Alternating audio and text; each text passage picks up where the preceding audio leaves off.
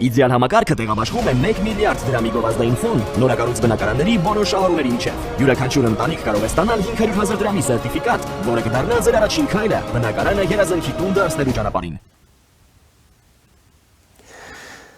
Ողջույն հարգարժան տիկնայք եւ պարոնայք, առաջին լրատվականի եթերում մեր հերթական քննարկումն է։ Իհարկե, բոլորը առաջնահերթ կարգով մտածում են ընտրությունների մասին, բոլորի ուշադրությունն է սևեռված ընտրությունների վրա, սակայն զուգահեռ մի քանի պրոցեսներ են գնում։ Մենք խոսել էինք այդ մասին, մասնավորապես այդ եվրոպական գագաթնաժողովների մասին, որոնք մինչև ընտրություն են լինելու, սակայն ընտրություններից հետո տեղի է ունենալու եւս մի կարևոր գործընթացի, այսպես վերջին փուլը, դա սահմանադրության process-ն է։ Իդեպ դրա մասին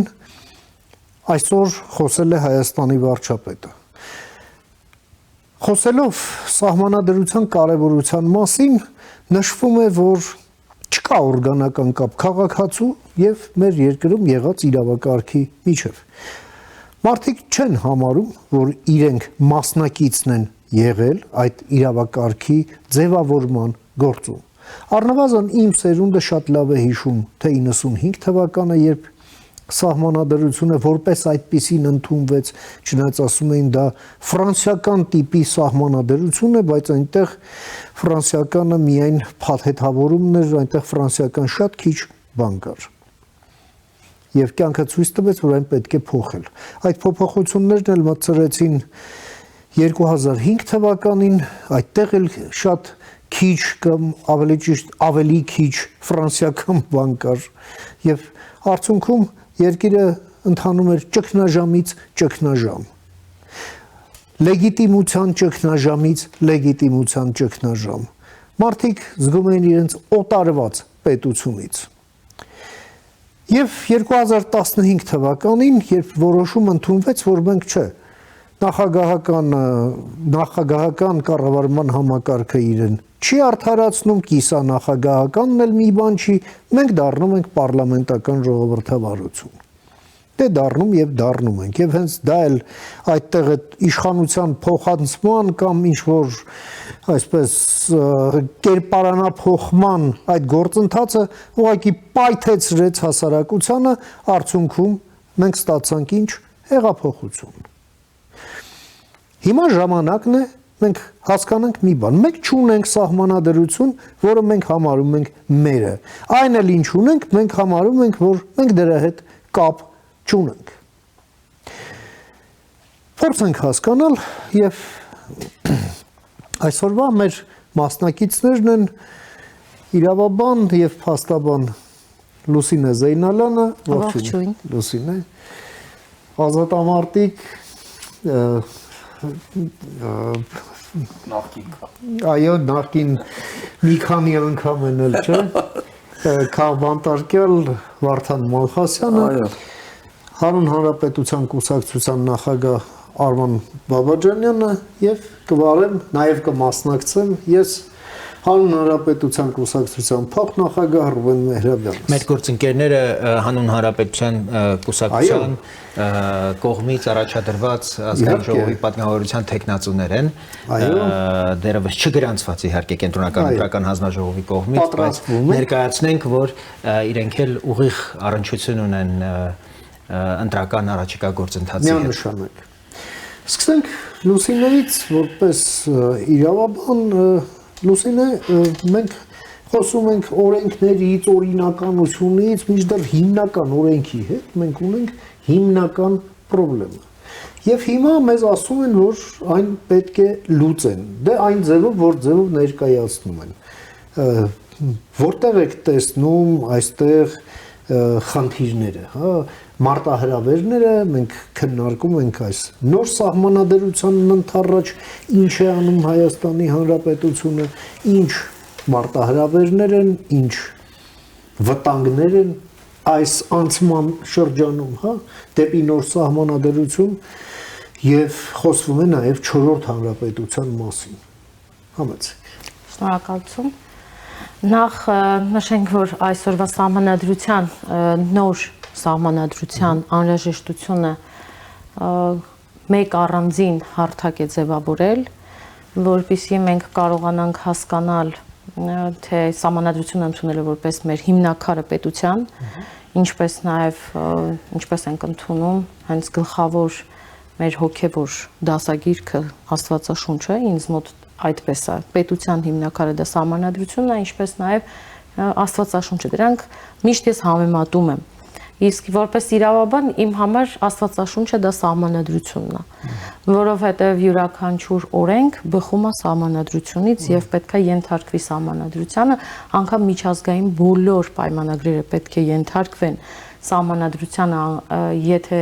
ինչ որ միտեղ չի համապատասխանում սահմանադրությանը, ապա մենք չենք կարող դա վավերացնել։ Հիմա այսօրվա պայմաններում մենք լիքը անելիք ունենք, յուրաքանչյուրս առանձին։ Նախ սահմանադրությունը պետք է խոսի հենց առանձին յուրաքանչյուր քաղաքացուց, այսինքն պետք է բխի քաղաքացուց, եւ քաղաքացու պահանջները պետք է ներառվեն եւ կիրառվեն։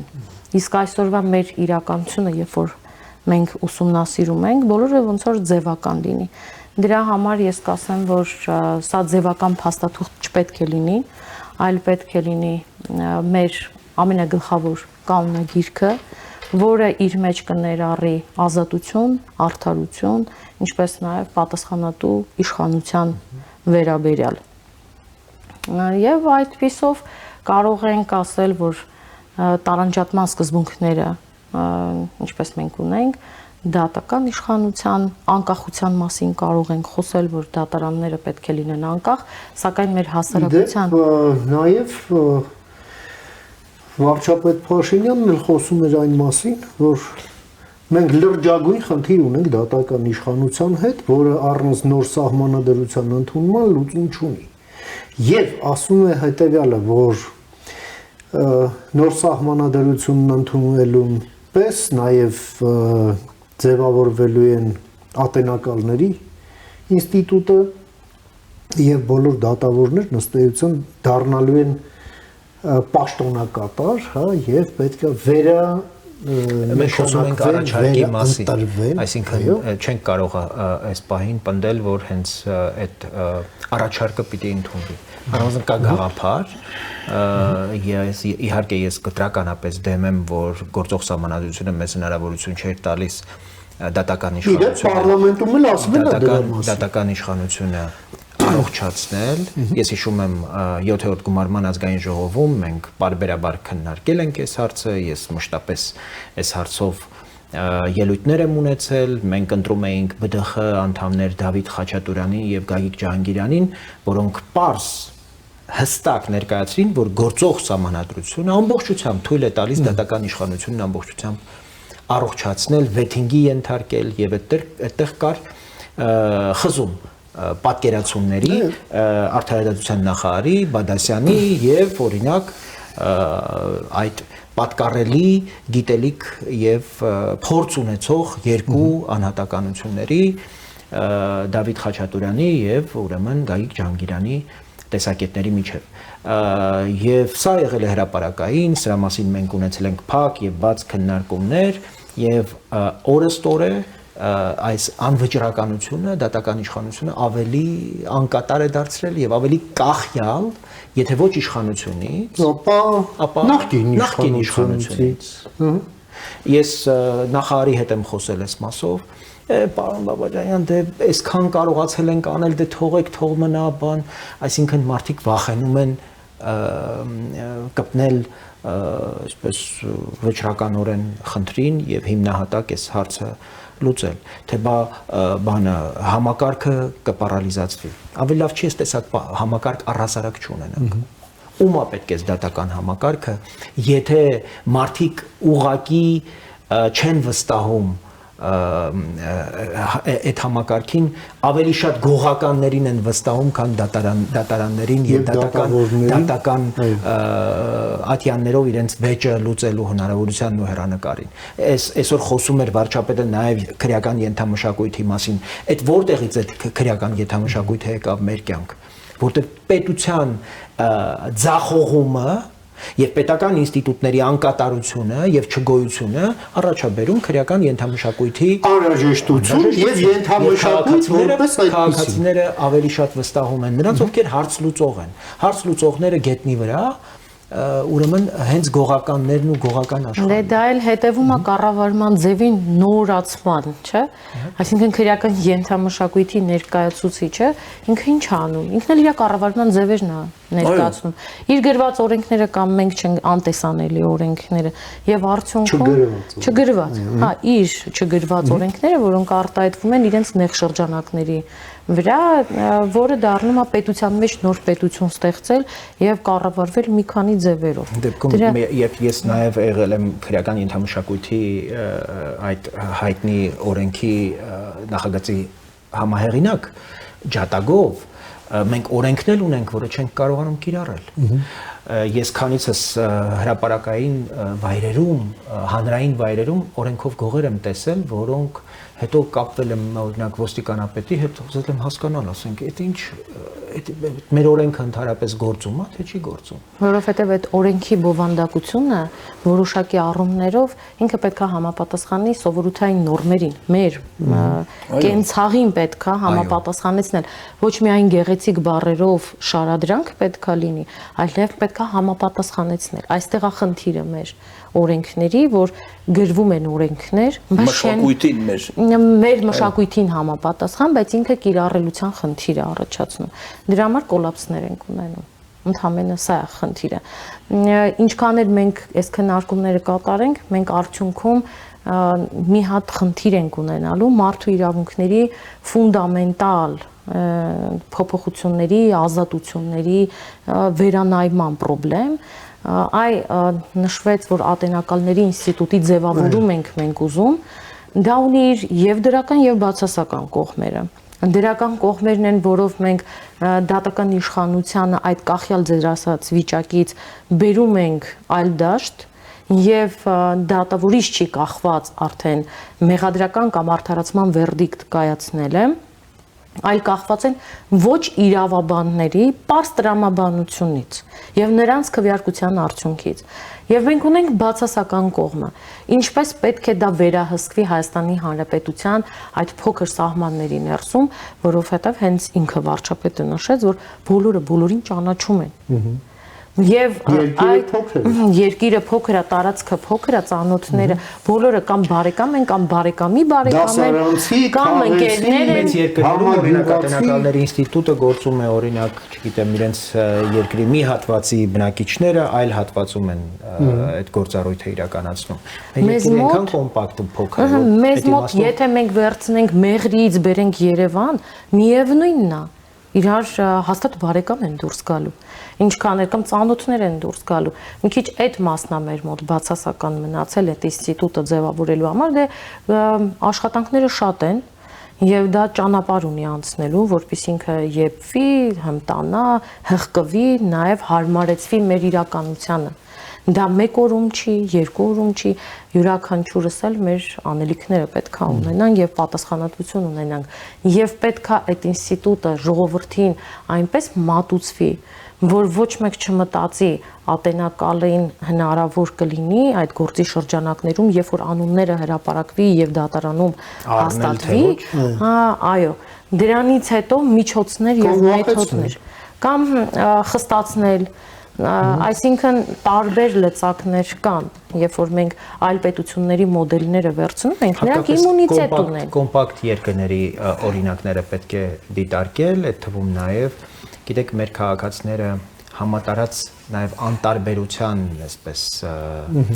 զգացողություն ունեն թե քաղաքական գործընթացներին եւ չի բացառվում, որ նաև դատական այս նիստերին մասնակցելու հարցերում այդպես առանձնահատուկ նախանձախնդրություն չունենան։ Ես Միացյալ Նահանգներում տեսնում էի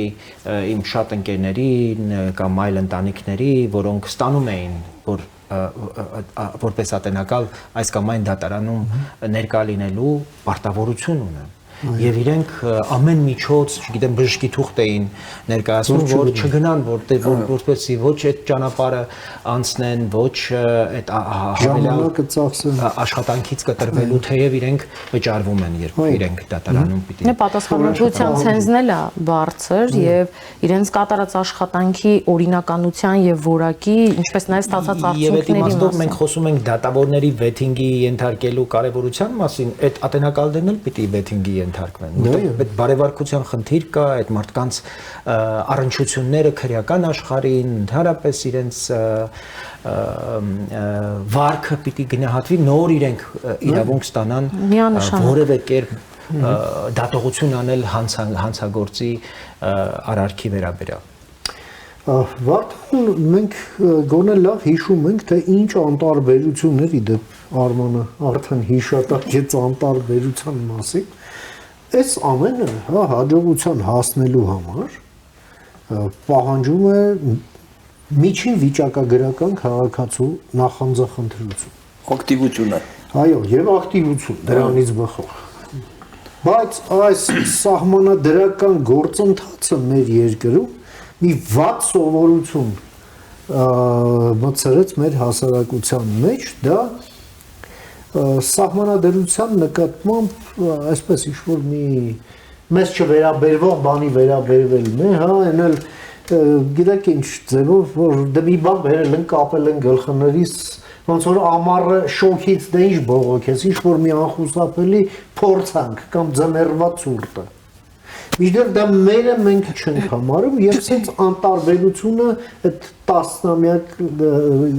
95, 2005, 2015 եւ ահա հիմա 2026-ն ենք ձեր մոտեցումը համեցեք։ Ես միշտ դες սահմանադրությունը երկրի հիմնական օրենքն է, որից պետք է բխեն մյուս օրենքները։ Այդ դրանից ելնելով ճիշտ լուսինն ասես նաև մեր ավետարանն է սահմանադրությունը։ Ուրեմն սահմանադրությանն է ես համեմատում եմ շենքի հիմքի հետ։ Եթե հիմքը շենքի ցանկացած շենք կառուցելիս հիմքը սխալ տրիշ կամ ասենք բետոնը անորակ եղավ հիմքի, ինչքան ուզում ես դղյակներ կառուցի, պիտի փլվի գլխիդ։ Հիմա այս դու որ ասում ես անտարբերություն, գիտեք ինչի համար է այդ անտարբերությունը, որտեղ մեր ժողովրդի գրեթե 95%-ը եւ ավել չի մասնակցել սահմանադրական հանրաքվեին։ Այս սահմանադրությունը ուրեմն Սերժ Սարգսյանի եւ այնտեղ ճարպիկ իրավաբաններ կային, ուրեմն Դավիթ Հարությունյան, Հրայր Թովմասյան, Հրայր Թովմասյան, Վարդան Պողոսյան, դրանք Սերժի իրավաբաններ էին կոչումով, բայց Սերժի հլու հնազանդ կամակատարներն էին կամ ծառաները։ Նրանք այս սահմանադրությունը չկազմեցին նրա համար, որ մեր կյանքը ավելի բարելավի, պետությունը ավելի հզորանա։ Նրանք գծագիրը, նախագիծը, ճարտարապետությունը կառուցված էր նրա վրա, որ պետք է սա կառուցվի Սերժի, իսկ չի ժողովուրդն ասում, Սերժի վրայով կարված կոստյում է սա։ Ուրեմն այդ կոստյումը կարին Սերժի հակով։ Իրանք դերձակներն էին, էլի։ Բայց Սերժը հենց այդ բանը դրանով ընկավ ծուղակը։ Այս սահմանադրությունը ամբողջությամբ կեղծ է։ Որտեղ ժողովուրդը չի մասնակցել հանրաքվեին։ Ինքը Սերժը իր բառապաշարով էր ասում, չէ՞ մի օր Գյումրիով ասեց, այս ընտրությունը ինձ կարևոր չի, ինչքան ուզեմ, այնքան կխփեն։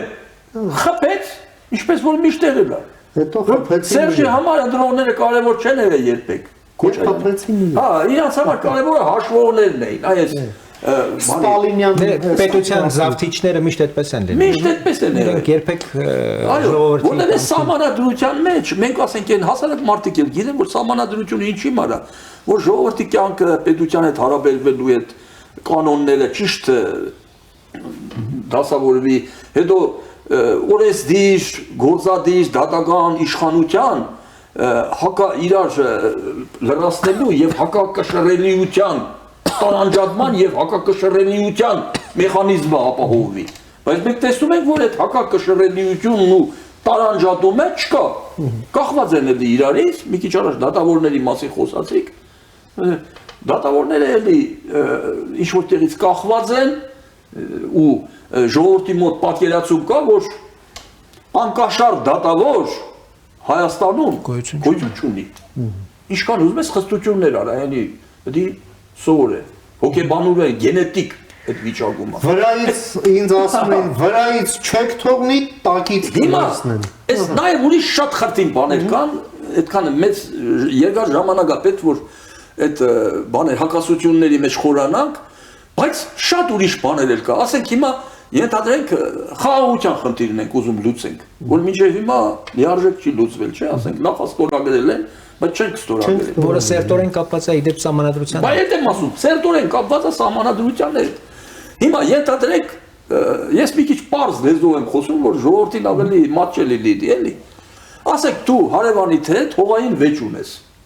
Անընդհատ կռվում եք։ Ասում է այդ հողը քոնն է, նա ասում է չէ քոնն է։ Դուք երբեք չեք հաշտվի։ Չէ՞։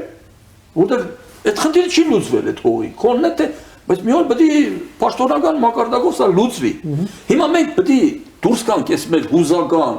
ռոմանտիկ, այս կեղծ հայրենապաշտական նկարտումներից ու մոտեցումներից վերջապես որոշենք այս հարևանների հետ մենք ուզում ենք հաշտվել թե չհաշտվել։ Շատ մարդիկ կան իմ ասում կռվենք։ Մենա այդ նախնրական բաների ժամանակ ասում են, չի ասում են այդ Սամվել Կարապետյանի բանի ասում են մենք Արցախը պետք է հետ բերենք, հետ բերես ուրեմն դի կռվես։ Որ ուզում ես կռվես, տղա ջան, ուժը դերիկում է, այդ հնարավորություններն ունես։ Բա որ այսօր Մոսկվայից է ձեր եզրած կոչված լրտեսը հավաքագրում է հայ երիտասարդներին արդեն 1000 մի քանի հազար հոգու տարել է Ուկրաինա գլուխը կերե։ Բայց նույն մարդիկ, որ դուք Մոսկվայից այդքան հայրենասեր էիք, մեր 44 օրյա պատերազմին քանի հոգի եկան մասնակցեցի։ Չեկան։ Եզակից մորտ։ Այսինքն ես շեղվեցի ուրիշ ուղղությամբ գնացի, բայց հիմա մենք ուզում ենք հարևանների հետ հաշտվենք։ Եթե հարևանների հետ հաշտվենք, մեր սահմանադրության մեջ նշված է, որ մենք պահանջներ ունենք Ադրբեջանից։ Այն մարդը պարզ ասում է, ես մատի կողմից ճանաչված պետություն եմ։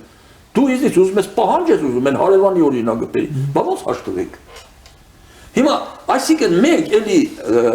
ոնց ասեմ, քաղաքականության մեջ շարժվում ենք ոչ թե ռեալիզմի ուղղությամբ, այլ ռոմանտիզմի ուղղությամբ։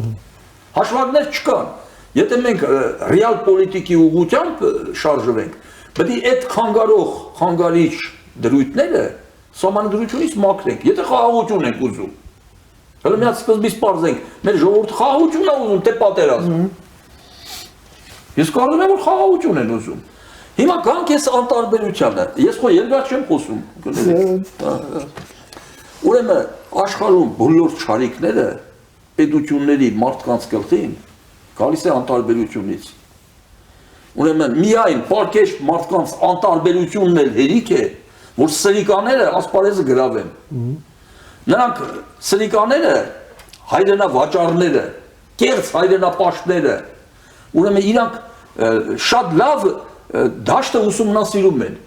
որ տեսնում են խանգարող չկա, չէ՞, անմիջապես լծվում են, որ եթե ժողովուրդ կա, տեսեք այդ Նիկոլի ընտրությունը ոնց եղավ, Նիկոլը առաջին սկզբից ոնց վարչապետ ընտրվեց, ինքը ազգային ժողովում այդքան պատգամավոր չուներ, չէ՞, բայց որ ժողովուրդը բազմաց լծվեց հրապարակները, ուրեմն եւ Ծառուկյանը, եւ Դաշնակցությունը, եւ հանրապետականները այսպես սկսեցին այդ իրանց որ արյուծ էին կարծում թղթե արյուզներ, միանգամից դառան կատու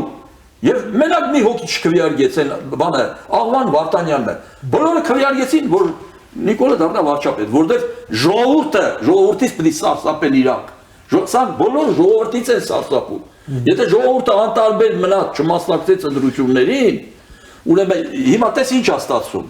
Ինքը գործում է նախ ինքը պետության դեմ, երկրորդը հենց ինքը իր դեմ։ Հետո քաղաքակիրթ պետություններում, ուրեմն Բելգիայում, Գերմանիայում, եթե ընտրությանը դու չես մասնակցում, $300 եվրո տուգանք են քեզ ուղարկում։ Ոնց թե դու եթե պետության մասնակցությունը պարտադիր է, եթե դու չես մասնակցում, եթե դու կներեք էլի դրա համար ընտրական իրավունք այդ եզրույթը պետքա մենք մեր մեջ մտցնենք ընտրական պարտականություն։ Երբ որ մենք հասկանանք, որ ոչ թե ունենք իրավունք, այլ պարտականություն, արդեն կառաջացնի հետևանք։ Այստեղ շատ կարևոր է հասկանալ ուրեմն պատասխանատվությունը։ Այո։ Մենք մեր պետության առաջ հավաքական պատասխանատվություն ունենք, թե ոչ։ Եվ դրանից պիտի բխի արդեն իրավունք ունենք այլևս անտարբեր լինել թե ոչ։ Եվ առաջիկա նախ ամսի 7-ի, հունիսի 7-ի ընտրությունները հենց դրա մասին է։ Եթե զգում ենք պատասխանատվություն մեր ընդհանուր տան նկատմամբ, ուրեմն պիտի անտարբեր չլինենք։ Հետո մի ուրիշ բան էլ կա Արման ջան, կներեք, լիքը մարդիկ կան, հետո զրուցում են, ասում են քաղաքականությամբ չենք զբաղվում։ Հիմա լավ, ինչի՞ չես զբաղվում, ասում են քաղաքականությունը կներեք, օրնիկությունն է։ Հա, ասենք թե օրնիկությունն է, բայց նաև քաղաքականությունը մարդկային գործունեության ամենաանհասկանալի, ամենապարտ, ամենափչացած, բայց նաև ամենակարևոր եւ ամենաստեղծարար ասպարեզներից է։ Հիմա, եթե դու քաղաքականությամբ չես զբաղվում, անտարբեր գնաց է թաքնվել ես, ուրեմն ուրիշները կզբաղվեն, հետո դու չես զբաղվում, նա չես զբաղվում, նա չի զբաղվում, մյուսները կզբաղվեն, կգան վերջում քո կյանքը կբարթացնեն ու կսկսես փնփնտալ ու լաց լինել։ Ինչու՞։ Ովքեր զբաղվելու են, որոշումներ են կայացնելու նաև, որոնք ազդելու են քո վրա։ Դժոխք կսարքեն քո կյանքը։ Եվ վերջացնում եմ խոսքերը, շատ երկար խոսացի, Նապոլեոնի խոսքերն եմ ուզում մեջ բերել։ Նապոլեոնը մի առիթով ասել է. «Թշնամիներից մի վախեցեք, ծայրագույն դեպքում նրանք ձեզ կսպանեն։ Բարեկամներից մի վախեցեք, ծայրագույն դեպքում նրանք ձեզ կդավաճանեն։ Վախեցեք անտարբեր մարդկանցից»։ Այս անտարբեր մարդիկ, թվում է թե անշարժ մարդիկ են, ոչ սպանում են, ոչ դավաճանում են, բայց սրանց կույր անտարբերությամբ է, որ աշխարհում գոյություն ունի եւ սպանությունը, եւ հայրենավաճառությունը եւ դավաճանությունը։ Ուրեմն անտարբեր մարդը Հայաստանի Հանրապետության թշնամին է, ինքը իր թշնամին է։ Թող այս բաները մասին մտածել մարդիկ։ Եվ քաղաքականությամբ զբաղվել ամենևին ընտրողը ընտրության գնալով քաղաքականությամբ չի զբաղվում։ Այո։ Այս պատրանքը, ես չգիտեմ ինչի է մեր ժողովրդի մեջ արմատացել համոզումը, որ ընտրություններին մասնակցել նշանակում է զբաղվել քաղաքականությամբ։ Այո։ Դուք ձեր քաղաքացիական պարտքն եք կատարում պետության մեր ձևավորման ապագայի սեփական պետությանը կառավարիչը մենք ասում ենք, որ սա սարտարապատ է, սա լինելիության խնդիր է, սա ճակատամարտ է, մեզ պատերազմ են հայտարարել բոլոր ուղղություններից։ Ուրեմն եւ հյուսիսից, եւ աջից, եւ ձախից, եւ ներսից լրտեսական ցանցը թափանցել է Հայաստան։ Հիմա սա պատերազմ է։ Դու երկրի դինելիության խնդիրն է որոշում, քեզից ինչ է պահանջում։ 5 րոպե գնաց քննարկես, չեմ գնում։ Ուրեմն դու դավաճան ես։ Դու ես երկրի քաղաքացին իրավունք չունես կոչվելու։ Այո։ Այստեղ շատ էական մի քանի հարց կա, եթե թույլ տաք, սահմանադրության վերաբերյալ։ Խնդիրը մի քանի շերտ ունի։ Մենք խոսում ենք հատկապես սահմանադրության նախաբանի մասին, որտեղ կա հղում անկախության հռչակագրին, անկախության հռչակագրում էլ տեղ է գտել 89 թվականի դեկտեմբերի 1-ի հայտնի որոշումը։ Մենք երկու տարբերակ ունենք դրանից ազատվելու, կամ այդ հղումն ենք վերացնում, կամ 89 թվականի դեկտեմբերի 1-ի որոշումը տանում ենք սահմանադրական դատարան եւ վիճարկում ենք դրա սահմանադրականությունը։ Եթե մենք նոր սահմանադրություն ընդունելու վճռականություն ունենք եւ որոշում ունենք, իսկ դա կարծում եմ պիտի ինստիտուցիոնալ մեծ վերակառուցման նաեւ շրջանակ նախատեսի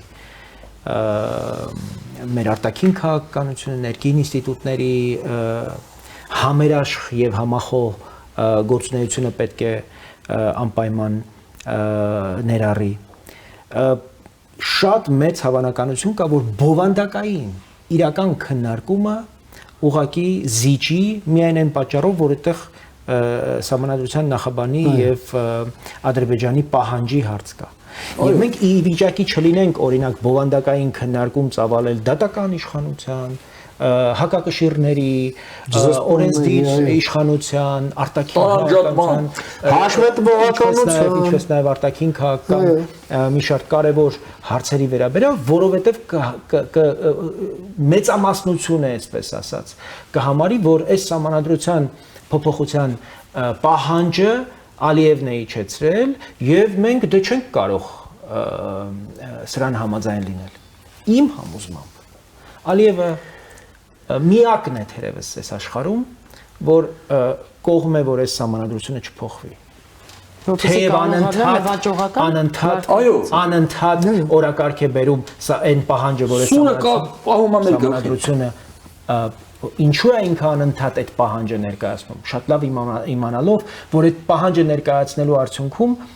մեր ժողովրդի մեծամասնությունը դեմ է լինելու, սահմանադրությունը փոխելու ավելի շատ անտարբերներն են առաջ։ Հետո արտաքին աշխարհիները ցույց է տալի, որ մենք ագրեսոր ենք։ Այս ժողովուրդը Մենք ագրեսոր չի ենք։ ուզում խաղալ, Դա չեն հասկանում։ չի ուզում խաղալ։ Այո։ Եվ դա Հայաստանին դարձնում է ոչ պայմանագրունակ պետություն, որովհետև Հայաստանը ստանձնել է հանձնառություն, որ ինքը իր մայր օրենքից պիտի վերացնի հարևանների նկատմամբ տարածքային պահանջի որևէ դրույթ, որը մտել է մեր հիմնական օրենքում, որպես հղում ուրեմն անկախության հռչակագրի։ Մենք ամերիկացիներին ենք այդպիսի խոստում տվել։ Ի վերջո օգոստոսի 8-ի խաղաղության գործարքի եւ դրան հաջորդած դուք մատնանշեցիք խաղաղության պայմանագրի նախաստորագրման ամբողջ այդ միջոցառումը նաեւ նրա մասին էր, որ խոչընդոտը, որը վկայաբերվում է որպես մեր սահմանադրությունում տեղ գտած անկախության հռչակագիր, պիտի վերացվի։ Եվ դա պիտի վերացվեր այս առաջիկա ընտրություններից հետո սկսվող գործընթացով, սահմանադրական փոփոխությունների գործընթացով, որի համար գործող իշխանությունը պետք է առնվազն 75%։ Այդպիսի ներկայություն խորհրդարանում շատ բարդ է լինելու։ Եվ ասեմ, որ մեր արտաքին հակառակորդներին, ներքին հակառակորդներին հիմա հուզում է այս հարցը, որովհետև որևէ իշխանություն, որը ի վիճակի չի լինելու սահմանադրական փոփոխություններ իրականացնել, կնշանակի, որ այդ իշխանությունը անկատար է եւ լիարժեք չի։ Եվ այստեղ կրկնակի կարևոր է, որ մենք անտարբերներին նաև կարողանանք իրենց սրտին խոսել եւ թույլ չտալ, որ իրենք մնան տանը, որ իրենք նաև այս պատասխանատվությամբ մոտենան առաջիկա ընտրություններին, մտքում ունենալով հաջորդ հանրաքվեն, որը Հայաստանի համար ծայրահեղ եւ ծայրաստիճան կարևոր է խաղաղության պահպանման, խաղաղության հերանեկարը խորացնելու տեսանկյունից։ Եթե մենք սահմանադրական փոփոխությունները չարեցինք, մենք ամբողջությամբ լեգիտիմ իրավունք ենք տալիս Ադրբեջանին ցանկացած գործողություն իրականացնել Հայաստանի հետ եւ որևէ կարեկցանք չսպասեք միջազգային հանրությունից, որտեղ մենք միջազգային հանրությանը հանձնառություն ենք ստանձնել, որ այդ սահմանադրական փոփոխությունները տեղի ունենալու։ Հայաստանը եթե դարձավ պետություն, որը ի վիճակի չի իր հանձնառությունները կատարել, ճակատագիրը մի շարք պետությունները մեր աչքի առաջ են, Լիբանանն էլ հիմա այն ինչ որ տեղի է ունենում։ Ներողություն, 44 օրյա կռիվը որ եղավ, որևէ պետություն մեր թիկունքին կանգնեց, նույնիսկ վրացիները փագին օտային տարածքները։ Ինչի՞ համար։ Բոլորը հարց են տալիս, այդ կռիվը ինչի համար է։ Ասում են ժամանակին հայերը ուժեղ են եղել, ուրեմն կարողացել են Ադրբեջանի տարածքը նվաճել։ Հիմա ադրբեջանցիներն են, հետո հայերը զբաղվել են այդ հաղթանակից հարբած թալանով են զբաղվել, ուրեմն դրանք ուժեղացել են, օգտվելով դրանից, հետ են բերել, ասում են շատ լավ է, նորմալ է։ Այստեղ բանը ադրբեջանցիները մեղք չունեն։ Աշխարհն էլ ասում, մի պետություն չկանգնեց մեր թիկունքին։ Հիմա նույն վիճակը հիմա է ելնելու։ Մենք ընդհանրապես տեսեք ինչն է ես շատ խոսացի։ Չէ։ Տեսեք մեր անցած ճանապարհն արդեն իսկ մեզ հուշում է, որ չհավասարակշռված իշխանության թևերը մեծ վտանգներ են պարունակում պետության հետագա ընթացքի համար։ Երբ այդ այսպես կոչված ֆրանսիական սահմանադրությունն ընդունվեց, հետո անցավ անբարեխիղճ ձեռքեր եւ հիմք դարձավ Հայաստանում կրիմինալ դիկտատուրայի ձևավորման, կոնսոլիդացման համար, անպատժելիության ամեն ինչի եւ նույնիսկ այդ սահմանադրությանն էր համապատասխանում էլ գույք պարտքի դիմաց էլ մեկը մյուսը մինչեւ հիմա էլ ասում են ինչը շատ լավ հիանալի պայմանավորվածություն է Ռոբերտ Քոչարյանի Հայաստանում մշտական բնակության տեղեկանքը, որը սահմանադրական առաջին կոպտագույն խախտումն էր, Մարդը բոլորիս աչքի առաջ չի բնակվել Հայաստանում, դրանից առաջ Ղարաբաղում է ապրել, դրանից ընդամենը 1 տարի է ապրել դրանից առաջ Հայաստանում եւ բայց թուղթ են բերում, որ Արմեն Սարգսյան այդ հարցը բարձրացվեց այո Անգլիայի, չէ՞, Անգլիայից։ Եվ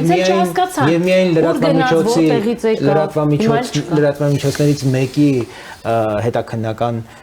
փորձերը փաստորեն բացահայտեցին, որ Արմեն Սարգսյանը նաև զուգահեռաբար այլ պետությունների քաղաքացիություն Հյուսիսային Ամերիկայի մի փոքր երկրի մասոնական լոժաների հատուկ ծառայությունների հետ կապված Տեսեք, երբ որ մենք խոսում ենք առաջի սահմանադրությունից եւ այդ չարաբաստիկ հռչակագրից, մենք պետքա մեր ժողովրդին մի բան մատուցենք, որ այդ ժամանակ այդ հռչակագիրը երբ որ եղել է, այդ պայմաններն են թելադրել, որովհետեւ Հայաստանը հենց հետ խորհրդային իրավիճակում ինքը նվաճողական էր, ինքը անկախություն էր ուզում, դա պայմանները թելադրեց, ինքը ունեցավ։ Կոնֆլիկտի տրամաբանության մեջ է։ Հիմա մենք այլ իրավիճակում ենք, պետքա մեր ժողովրդի հետ պետությունը կարողանա այնքան անմիջական մատուցի այդ բոլոր հանգամանքները, որ այսօրվա իրավիճակում կարողանան ընկալեն եւ հասկանան։ Շատ կարեւոր բան եք ասում, ստրատեգիական հաղորդակցություն։ Հաղորդակցությունը շատ կարեւոր է։ Ամենակարևորը պետություն եւ քաղաքացի եւ երկուսի փոխհարաբերությունները, ինչքանով է իրար հետ փոխհարաբերված այս սա ասենք։ Այսօր պետք է հասկանան, որ խնդիրները այնպիսին են դրված եւ գնահատեն մեր աշխարհագրական դիրքը, մեր շրջապատող թշնամիները, մեր անցած ճանապարհը, մեր ռեսուրսները,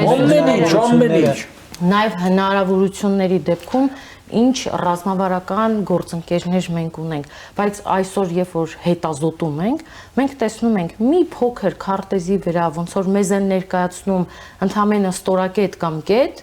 բայց մենք հպարտի տեսքով են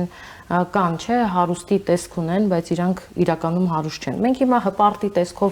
ներկայանում ենք, որ մենք հեսա գրավելու ենք աշխարհը, բայց մենք կետ ենք քարտեզի վրա, արհամարելով մնացած մարտահրավերները։ Արդյունքում այսօր մեր բնակիչների մոտ անտարբերություն է կառաջանա եւ մնացած բացասական հետևանքներն էլ կառաջանան։ Տեսեք, մենք խոսում ենք նաեւ այն մասին, որ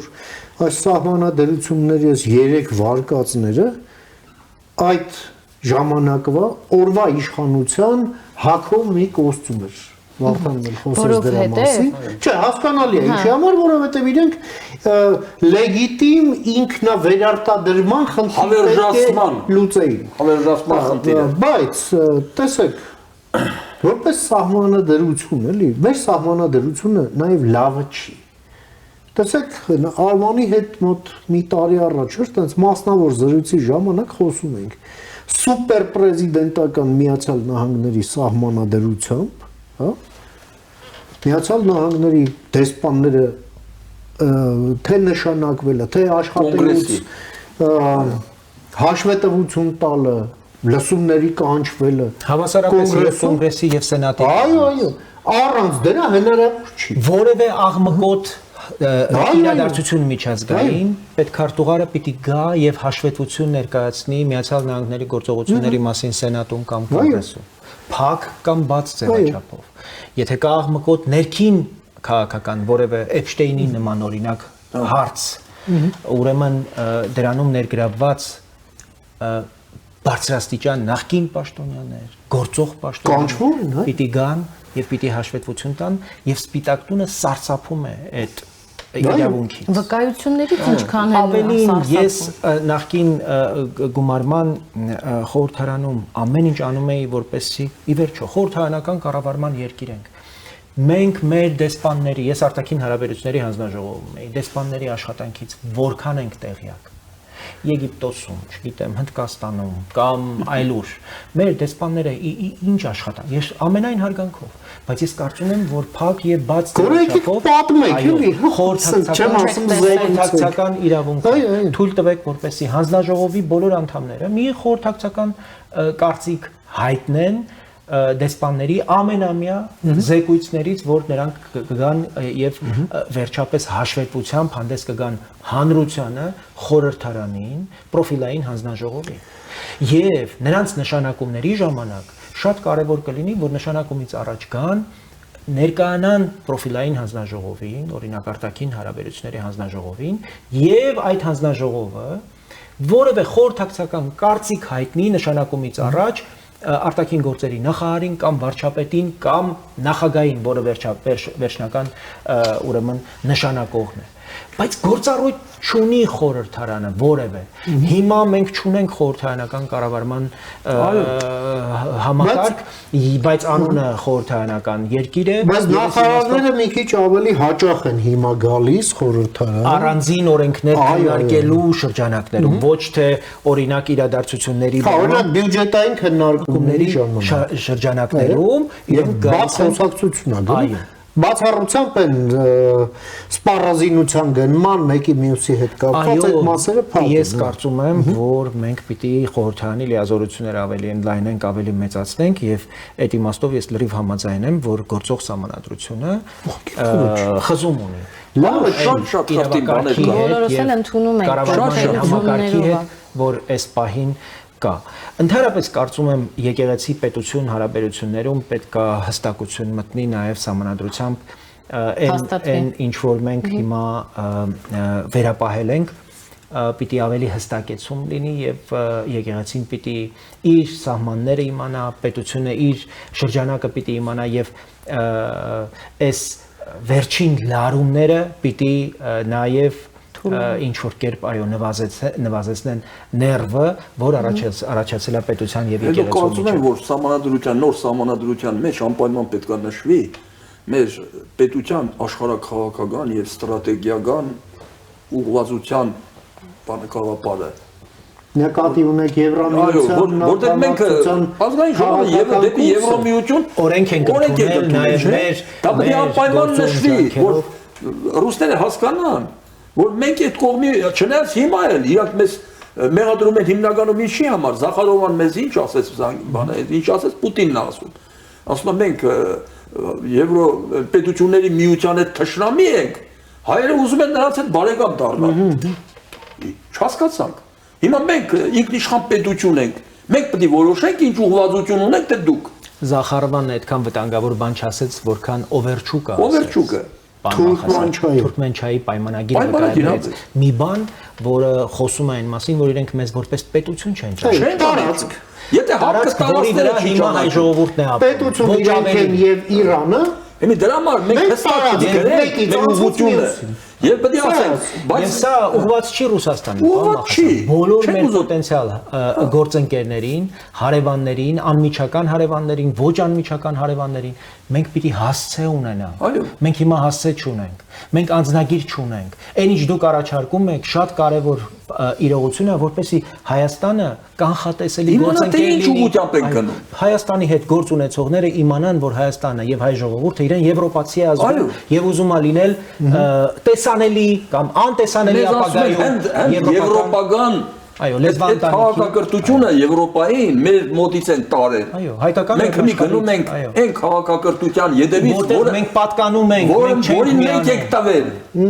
այո իսկ այդ Ռուսաստանի այդ հարբեցողների քաղաքակրթությունը բանը Տերյանը ինչ էր ասում մի խառնեք մեզ ձեր վայրի արջի ցերերին հիմա մենք վայրի արջի ցերերին չենք ուզում խառնվենք երեք բանը նայեցի համացանցում շատ չեմ խոսում չարաշահում ուրեմն գրած էր ուրեմն այդ հոգեբանական ալկոգոլիզմ կամ փսիխոալկոգոլիզմ այդ գծով Ռուսաստանի մի շարք մարզերում այդ սպիդակ տենտ հիվանդություն կա հենգապադիկ վեցապադիկ շատացել է այսինքն որ դրանց դրել են փակակների մեջ չեն կարողանում բողոքեն ստիպված ասում են հարբեցողության հիմա այդ մեկի գործ ունենք այդ հարբեցողների վայրի արջի ցեղերի դա սահմանադրության մասն չի դրանց դարբը իրենց գլուխը բայց սահմանադրության մեջ օրինակ ես կարծում եմ նաև մենք Սփյուռքի հետ հարաբերությունները որակապես վերանայելու մենք առաջարկ ունենք կուսակցության կողմից օրինակ կարծում եմ որ շատ ողջունելի կլինի Սփյուռքի մեր հայրենակիցների կողմից նաև որ արևմտահայերենը պետական լեզվի կարգավիճակ ստանա։ Այո։ Հայաստանը հոգա նաև արևմտահայ մեր հայրենակիցների լեզվի պաշտպանությունը, որտեղ դա մեր ժողովրդի կարևոր հարստությունն է։ Եվ դրանով ես կարծում եմ նաև Սփյուռքին շատ կարևոր ուղերձ կհղենք, Իհարկե։ որ դուք մեր հոգացության ներքո եք եւ պետությունը կարևոր պարտականություն է վերցնում իր վրա, ուրեմն արևմտահայության եւ արևմտահայերին պետական Խազի իսկական հայերենը, արևմտահայերենը, այս կոմունիստները դարձրին այս լեզուն։ Չէ, ի վերջո հայ գրականության դպրոցական կուրսում եւ Դանիել Վարուժան կա, եւ Գրիգոր Զորա, Տերյան կա, Դուրյան կա, այո։ Այդ համատեքստում մենք ինչքան է քննարկում ենք անում, արդյունքում գալիս ենք պետության եւ պետականության ամրության հիմքին, որ յուրաքանչյուրս, եթե մենք առաջարկում ենք ընտրական իրավունքը դարձնել ընտրական պարտականություն եւ յուրաքանչյուր քաղաքացի պատասխանատվություն կրի իր անտարբերության համար, դա խոսում է յուրաքանչյուր անձի մեջ սերմանել պետության նկատմամբ հարգանք ունենալ։ Այսինքն, եթե հանդիսանում է Հայաստանի Հանրապետության քաղաքացի, պետք է հարգի Հայաստանի Հանրապետությանը, Հայաստանի Հանրապետության սահմանադրությանը, ոչ թե հանդիպում են քաղաքացիներ, որտեղ հենց այդ անտարբերության մասին մտածում են, ինչի ես պետքա ծառայեմ Հայաստանի Հանրապետության համար։ Եվ տարբեր ճանապարհներով շատ կարևոր բան եք ասում, որտեղ Հայաստանի Հանրապետությունը պետություն չեն համարում։ Հիմա առաջիկա ընտրություններին խոշոր հայտ է ներկայացրել Ռուսաստանի հայերից մեկը։ Եվ անարգելով Հայաստանի սահմանադրությունը, անարգելով ուղղակի, տարական հարգանք չկա մեր սահմանադրության նկատմամբ, մարդը չի կարող լինել Հայաստանի վարչապետ, ասում է ես լինելու եմ Հայաստանի վարչապետ։ Լավ եմ անել։ Սա իրենց վերաբերմունքն է մեր պետության նկատմամբ, իրենք Հայաստանը համարում են ճուլան, ոչ թե պետություն։ Եվ մեր ժողովրդի վերաբերմունքը պիտի համապատասխան լինի նաև այն վերաբերմունքին, որ իրենք ունեն մեր պետության հիմնական օրենքի նկատմամբ, որովհետև ես կարծում եմ, որ մենք անդադ խոսում ենք համերաշխության մասին, մի հատ առանցքը, որի շուրջ պիտի լինի այդ համերաշխությունը, դա օրինականությունն ու սահմանադրականությունն է։ Մենք կարող ենք տարբեր քաղաքական հայացքներ ունենալ, տարբեր պատկերացումներ ունենալ մեր պետության ապագայի վերաբերյալ, բայց իրավունք չունենք օրինականության եւ սահմանադրականության ինչպես նաեւ հավասարության Այո, օրենքի առաջ չափազանց կա Գերակայություն եւ օրենքի իրավունքի գերակայություն։ դիկտատուրա։ Եթե օրենքի դիկտատուրա։ Եթե մենք անկախությունից հետո մեզ մանկապարտեզներից դաստիարակեին սերը մեր մեջ մտցնեին պետության նկատմամբ, մենք սիրեինք մեր պետությունը, այսօր մենք խոսույթում չենք ունենա, որ յուրաքանչյուր իշխանություն եկավ այդ կոստյումը կարեց իր պահանջներին համապատասխան։ Մենք առաջինը կմտածեինք պետության բարգավաճման, ապագայի զարգացման մասին, այլ ոչ թե Եվ դրանում հարմարության յուրաքանչյուրիս պատասխանատվության մասին։ Այո, ես գտնում եմ, որ յուրաքանչյուր քաղաքացի պատասխանատու է իր կողմից կատարած ընտրության իրավունքի իրացման համար, չիրացնելու համար կրի պատասխանատվություն։ Արդեն պատասխանատվության ձևերը դա հետագայի խնդիր է, բայց եթե քաղաքացին իր անտարբերությունը փորձի վերացնել իր ներսից, անկախ իրանից կսկսի սիրել այդ պետությունը, ոչ թե Արցախից արտագաղթածը, ես ապշած էի, հենց այսօր եմ դա լսել, որ չի ցանկանում հանձնել անձնագիրը ստանալ Հայաստանի Հանրապետության քաղաքացի մեկ բանի համար, որ ինքը ում համար պետքա գնա ծառայի։ Բայց այսօր մենք ունենք եռաբլուր, մենք այսօր ունենք հերոսներ, երբևիցե Հայաստան մենք չենք տարանջատել եւ ոչ մեկ չի Մեր ասել ամենաթանկն ենք տվել։ այո, մենք չենք ասել, մենք մեր երեխեքին ենք տվել, բայց երբեք չենք ասել ում համար պետքա ծառայի։ Մեր համար ենք։ Օբրես Լուսինե ջան։ Ես անգամ այդ պրակտիկ զինվորներից գիտեմ, որ անգամ այդ 44 օրյա պատերազմի ժամանակ օգնություն են խնդրել հենց Արցախցուց, մերժել են այդ օգնությունը, պատճառաբանելով, սա մեր կռիվը չի, դուք եք այս կռիվը սկսել, գնացեք տեր կանգնեք ձեր կռվին։ Սա սարսափեցնող է, երբ որ մենք ամեն ինչը ձեր ասած պաշտպանությունը ոչ միայն արևմտահայերենի նկատմամբ, այլ մեր արժեքների նկատմամբ, պահպանել, պաշտպանել, ոչ թե տարանջատել, առանձնացնել, իմ նուքոնը կատարել։ Այստեղ իհարկե ես շատ պիտի ուզեի նաև որպեսզի մենք մեր գնահատանքի խոսքը ասենք նաև այն արցախցիներին, ովքեր հասկանում են Հայաստանի Հանրապետության ինտեգրվել են շատերը եւ մեծ մասը իմ ասածները դրանք այն փոքր հատվածին է վերաբերվում ձեր կողմից նշած, այլ դրսի ուժերը, ովքեր կարողանում են իրենց մանիպուլյատիվ եւ օգտագործել պետության դեմ այս զոհի դերում ներկայացնելով քաշել իրենց կողմ եւ սերմանել ոչ թե իրենց պատասխանատվության զգացումը, այլ անտարբերության, որ ձեզ պետք չի, տեսեք, ինքը չի ցանկանում։ Հայաստանը ձեզ համար ոչ մի բան է, հա։ Իրանք չեն էլ համարում մեզ որպես առանձին տարածք, որտեղ այդ փոքր մասին է վերաբերվում։ Չեն համարում մեզ իրենց հայրենիքը, միշտ ասում են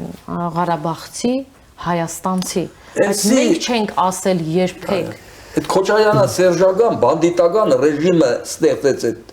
Տեսեք, երբ որ նայում ենք այս քաղաքական այս վերջին իրավիճակներում, երբ որ նայում ենք ձայնագրությունները, քրեական քրոնիկան, ինչեր է կատարվում, ովքեր են ձերբակալվում, մինչև այդ կատարելը նայում ենք ակտիվ գործողություններ։ Արդյունքում իրավապահ մարմինները գնահատում են հանցակազմեր եւ քրեական վարույթների շրջանակներում ենթարկում են պատասխանատվության։ Հենց պատասխանատվության պահը գալիս է քրեական օրենսգրքի շրջանակներում, հենց այդ նույն շրջանակը անմիջապես այն ձեր ներկայացրած հզոր այռուցից միանգամից վերափոխակերպվում է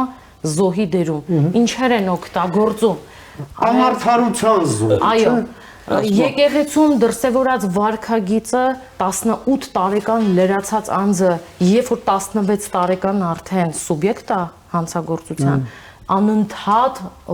ես նայում եմ, հենց մանիպուլյացնում են, սարքում են անչափահաս։ Գործիք են դարձնում իրենց։ Ինչ որ հիվանդ, հա, ինչ որ զոհ, ինչ որ հիվանդություններ, կերակրող, չգիտեմ։ այդ կերակրող մայրը вообще абսուրդի ժանրից էր։ Ես երբ որ Կաթի շշերը տեսա քննչական կոմիտեի դիմաց այդ ակցիան, դրա փոխարեն պետության զարգացման ծրագրեր ներկայացրեք, դրանով աշխատեք, ձեր առաջարկը կատարեք, ձեր բլանշ քարտը ցույց տվեք, որ մենք կարողանանք ընդունենք, հասկանանք, որ դուք եկել եք ինչ-որ մի բան փոխելու եւ զարգացնելու, այլ ոչ թե ընդհանրապես փոխություն գորգորալու եւ արդյունքի չհասնելու։ Այ տեսեք, ազգային ժողովում դա էլ շատ հատկանշական բան եք ասում, այստեղ պիտի ֆիքսենք։ Ընդհանրապես գողական աշխարհը, հանցագործները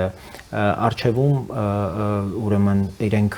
ում հետևում են թաքնվում, կանանց եւ անչափահասներ։ Խոսեցիք անչափահասների մասին եւ խոսեցինք, այո, կանանց մասին։ Ում են իրենք ուղարկում մարդկանց հավաքագրելու եւ ընտրակաշարք տալու, ասում եք կանանց։ Այդ թվում նաեւ կերակրող այո, կրծքով կերակրող կանանց, որոնց թիկունքում հենց այդ կատարած անձը ինքը իրեն ներկայացնում է, որ ինքը հետապնդվում է քաղաքական արդեն դառնում է քաղաքական հետապնդման արդյունք, ինքը արդեն իր վարկանիշը փորձում է հենց այդտեղ ձևավորել։ Ես ինչ էի ուզում ասեի, ոստիկանապետը Տիկին Սարգսյանը, երբ որ հարց են հղում նախարարին հենց ընդդիմադիր թևից, ասում են այ անհրաժեշտ էր, որպիսի 18 անչափահաս հետո ուղեցին, ասին չէ լավ չափահաս, այդ երիտասարդին հարկադրանքի միջոց կիրառել, ձերբակալել, այ ինչի ծանուցում չի ուղարկել։ Ես սպասում էի, որ քրեական դատավարության գործիքները կբարձրաձայնեին, բայց իմ համար զարմանալի էր, որ ընդամենը ոստիկանության աշխատանքի օրինականության հարցը քննարկվեց, բայց կներեք, քրեական դատավարությունը հենց ձերբակալման հիմքերն է տալիս, անմիջականորեն հիմնավոր կասկածի հիմքով ձերբակալում։ Այսինքն ինչ է նշանակում, մարդը կատարի հանցագործություն, ոստիկանությունը ասի, լավ, դու հանցագործություն ես կատարել, դու գնա ձեր տուն, երբ որ դեպքի վայրում հայտնաբերվել է հանցագործություն կատարած անձը, դու գնա ձեր տուն, սպասի մինչև ես ծանուցում կուղարկեմ։ Սա абսուրդի ժանրից է։ Սա абսուրդի ժանրից է։ Եթե մենք խոսեինք խափանման միջոցի պայման խախտելուց, եթե մենք խոսեինք դատարան ներկայացնելու մասին, մինչև դա վարույթ իրականացնող մարմինը ունի աշխատանք կատարելու, հասնելու ծանուցում եւ մնացած գործողություններ, բայց երբ որ անձը կատարում է հանցագործություն եւ ինքը հայտնաբերվում է կատարման պահին, ինքը պետք է տեղում ձերբակալվի։ Այդ շոուները, որ ազգային ժողովում փորձում է անդիմադիր ուժը ներկայացնի, ես իրանց խորհուրդ կտամ ընդամենը մի փոքր իրանց շրջապատող, իրանք շատ ունեն իրավաբաններ, անգամ ընդեղ նստած, մի փոքր այդ մասը քննարկեն իրար հետ, հետո նոր հարցը տան նախարարին։ Այդ դրա համար իսկ այն չիմացողը ոչ իրավաբանը ընկալում է հենց այտենց։ Այ ընկալում է ոստիկանին ագրեսոր, ոստիկանին չի ուզում ընդունի, ինքը հենց ոստիկանին տեսնում գիտի։ Դա էլ շատ որոշակի նպատակ ունի։ Պետության նկատմամբ հնարավորինս անվստահություն ձևավորել հասարակության մեջ, սեփական իշխանության նկատմամբ, այո, անվստահություն առաջացնել եւ այս հիմնական հարցակումները նաեւ ժողովրդավարության թեմա կռիվը, որ իբր դրանք քաղբանդարգյալ են։ Հիմա այն բանը սառեցված տերտերը, որ այս ժողովրդին անվանեց խորը անասուն, ուզում էր պատերի տակ բոլորին գնդակահարեր, երկիրը տակն ու վրա աներ, որ գար իշխանության։ Հիմա անունը դրել են 17 արդարների դատավարություն։ Ինչ արդարներ սրանք չարագործ են։ Չարագործ են այդ բանի հոգևորականի շորի տակ թաքնված։ Քաղբանդարգյալ են սրանք։ Աբսոլյուտ բան է։ Եվ ամփոփելով Արման, շուտով 250 տարին կլռանա, Միացյալ Նահանգներում գրվել է սահմանադրություն, որը կարդում եւ հասկանում է 4-րդ դասարանի կրթությամբ ամերիկացի։ Մեր սահմանադրությունը, որը ծավալներով մեծ է դրանից, մի ինչ-որ գիտահետազոտական բաներ, երբ մարդիկ էլ խոսում են, ասում են, դե դուք մասնագետ չեք։ Հիմա սահմանադրությունը մարդու համար է, թե սահմանադրական իրավունքի նեղ մասնագետի համար։ Վերջո մենք պետքա դա ունենանք, թե ինչպես համեցեք։ Դե ես կարծում եմ, որ իհարկե մենք դեռ երկար ճանապարհ պիտի անցնենք, որպեսզի նաև Միացյալ Նահանգների եւ ժառանգությունը եւ պատմությունը պետականության կարողանանք որդեգրել, բայց այստեղ կուզեի հատկապես կանգնել 4-րդ հանրապետության մասին իշխանության դատողությունների վրա։ Իդեպ առանց սահմանադրական փոփոխության մենք չենք կարող 4-րդ հանրապետություն հռչակել։ Հենց սահմանադրական այդ փոփոխություններն են նաև կամ նոր սահմանադրության ընդունումը, որտեղ այլևս փոփոխություններ չպիտի լինեն։ Հայտարարվել է, որ ամբողջությամբ նոր սահմանադրություն պիտի գրվի, ազդարարվի 4-րդ հանրապետություն։ Ես շատ պիտի ուզեի, որպեսզի մենք բովանդակային քննարկման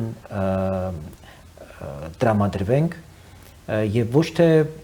հանրապետության 4-րդն ու 3-րդը ու 5-րդը քննարկենք, այլ թե ինչպես ենք մենք ինստիտուտները կայացնում, այդ ինստիտուտները աշխատեցնում, որպեսզի ընդունված օրենքները մաքսիմալ կարողանանք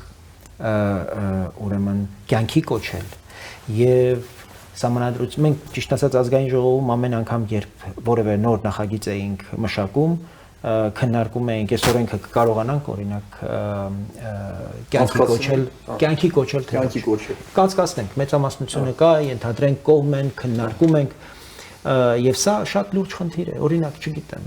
առողջապահության նախարարությունը աղերի վերաբերյալ աղամանների վերաբերյալ օրենք էր բանարել բերել խորհրդարան մենք այդ քննարկում էինք եւ այլն չենք հասկանում եւ այս կազուսները շատ լիքն են եւ այս իմաստով ես կարծում եմ որ գործող իշխանության հետ խորհրդարանում պետք են առողջ ուժեր առարկայական խոսակցությանը պատրաստ այո որպեսզի խոսակցությունը լինի առարկայական խոսակցությունը լինի ապագայի մասին այն հերանեկարների մասին որոնք խիստ անհրաժեշտ է մեր պետությանը, մեր ժողովրդին, մեր հասարակությանը եւ մենք միայն այդպես կկարողանանք կյանքը առաջ տանել։ Իսկ եթե նորից անառողջ ընդդիմություն հայտնվեց ազգային ժողովում, այնտեղ որևէ կառուցողական